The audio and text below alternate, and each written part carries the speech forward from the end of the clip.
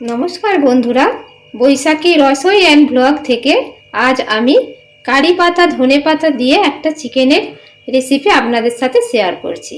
আপনারা প্লিজ দেখতে থাকুন।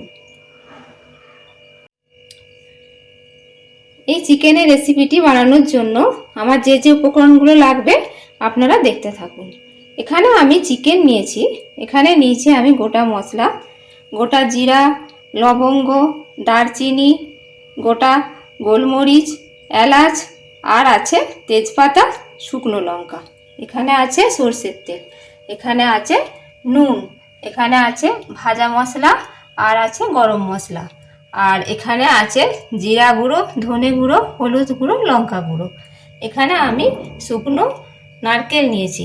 এই নারকেলটা আপনারা যে কোনো নারকেল নিতে পারেন, শুকনোও নিতে পারেন, আবার এমনি টাটকা যেগুলো কাটা হয় সেগুলোও নিতে পারেন। আর এখানে নিয়েছি টক দই, এখানে নিয়েছি চিনি, আর নিয়েছি আমি ঘি। আর এখানে আছে টমেটো কুচি, রসুন, আদা, আর পেঁয়াজ আমি দু রকমের নিয়েছি, একটা কুচিয়ে নিয়েছি আর এইটা আমি টুকরো করে নিয়েছি। এটা আমি পেস্ট বানাবো। আর এখানে একটা কাঁচা লঙ্কা নিয়েছি। এখানে আছে ধনে পাতা আর কারি পাতা।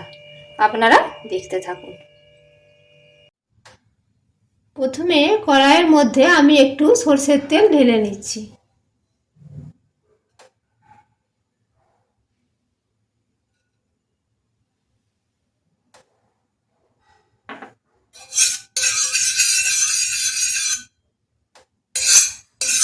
আর আমি এই তেলের মধ্যে একটু ঘি ঢেলে নিচ্ছি।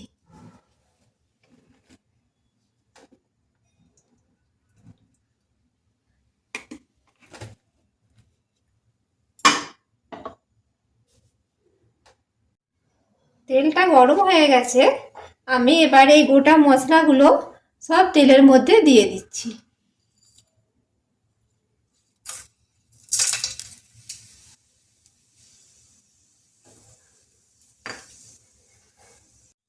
এবার আমি এই কোঁচানো পেঁয়াজগুলো এর মধ্যে দিয়ে দিচ্ছি।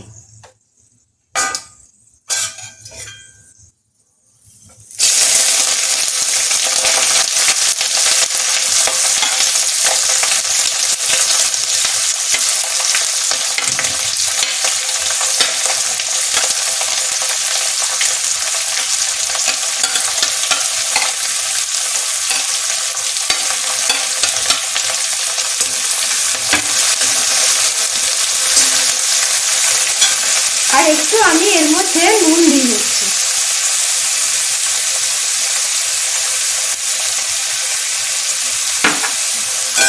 এটা একটু ভাজতে থাকি।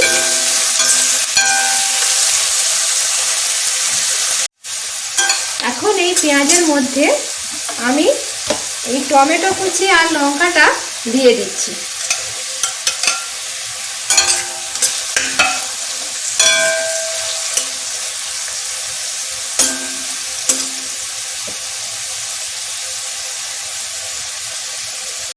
এবার আমি এটার একটু পেস্ট বানিয়ে নেব। এখানে আছে নারকেল, রসুন, আদা আর পেঁয়াজ আর একটা কাঁচা লঙ্কা। এই সব কিছু নিয়ে একটা পেস্ট বানিয়ে নিচ্ছি। এবার আমি পেঁয়াজ, রসুন, আদা, কাঁচা লঙ্কা, নারকেল দিয়ে যেটা পেস্ট বানালাম ওটা আমি এই কড়াইয়ের মধ্যে দিয়ে দিচ্ছি।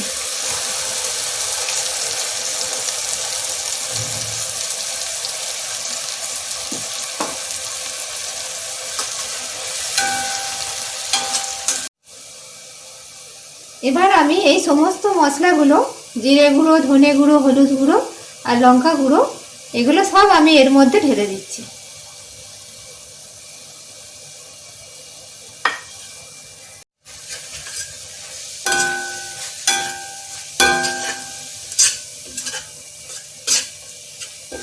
এটা একটু নাড়িয়ে নিই এইভাবে।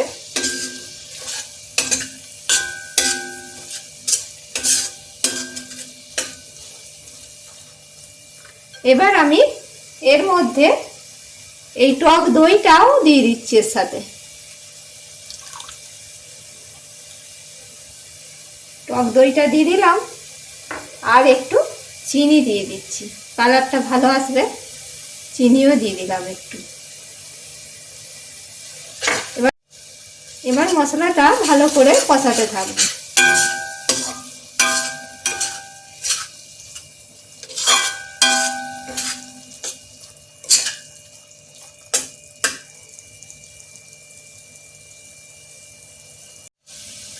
আর একটু এর মধ্যে নুন দিয়ে দিচ্ছি।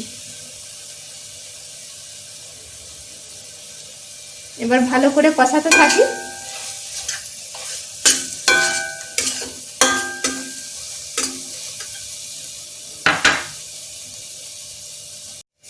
মশলাটা একটু কষিয়ে নিয়েছি, এবার আমি চিকেনটা এর মধ্যে ঢেলে দিচ্ছি।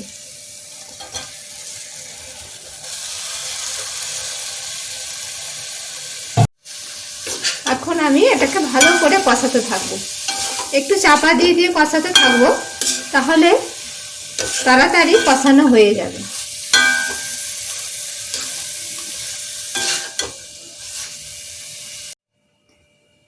এই যে এইভাবে চাপা দিয়ে দিয়ে কষাতে থাকলে তাড়াতাড়ি চিকেনটা কষানো হয়ে যাবে। মাংসটা আমার অনেকটাই কষানো হয়ে গেছে, তাই আমি এখন একটু গরম মশলা দিয়ে আরও একটু কষিয়ে নেব।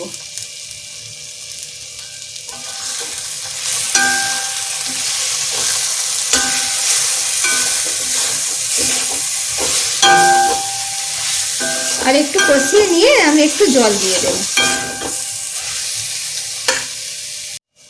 গরম মশলা দিয়ে আরও একটু কষিয়ে নিলাম। এবার আমি গরম জলটা দিয়ে দিচ্ছি, অল্প একটু দেবো, এটা কষা কষা মতো হবে।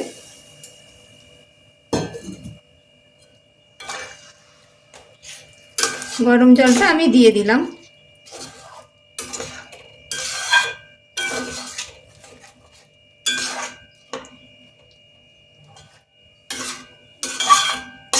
আর এর মধ্যে আমি একটু নুন দিয়ে দিচ্ছি।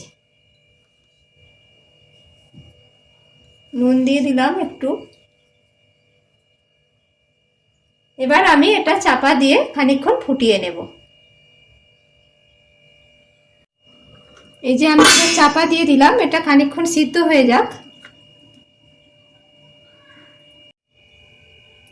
চিকেনটা ওইদিকে সিদ্ধ হচ্ছে, আমি এখন কারি পাতা ধনে পাতার পেস্ট বানিয়ে নেব। চিকেনটা আমার অনেকটাই সিদ্ধ হয়ে গেছে, এখন আমি ধনে পাতার কারি পাতা একসাথে করে যে পেস্ট বানালাম ওটা দিয়ে দিচ্ছি এর মধ্যে। কারি পাতা ধনে পাতার পেস্টটা দিয়ে আবার একটু চাপা দিয়ে এটা ফুটিয়ে নিচ্ছি। এই যে দেখুন, এটা আমার রেডি হয়েই গেছে, কি সুন্দর কালার বেরিয়ে গেছে। তো এর মধ্যে আমি এখন একটু ঘি ছড়িয়ে দিচ্ছি। ঘি ছড়িয়ে দিলাম। আর যে ভাজা মশলাটা আমি নিয়েছিলাম, এটা আমার বাড়িতে বানানো ভাজা মশলা, এই ভাজা মশলাটা আমি এর মধ্যে ছড়িয়ে দিচ্ছি। এখন আমি গ্যাসটা এবার অফ করে দিচ্ছি। এই যে আমার রেডি হয়ে গেল ধনে পাতা আর কারি পাতা দিয়ে চিকেন কারি। সবসময় একঘেয়েমি চিকেন কারি তো খেতে ইচ্ছা করে না, মাঝে মাঝে মনে হয় একটু অন্য স্বাদের চিকেন কারি খাই। এইভাবে আপনারা একবার বানিয়ে খাবেন, এটা খুব ভালো হয় খেতে, খুবই টেস্টি হয়।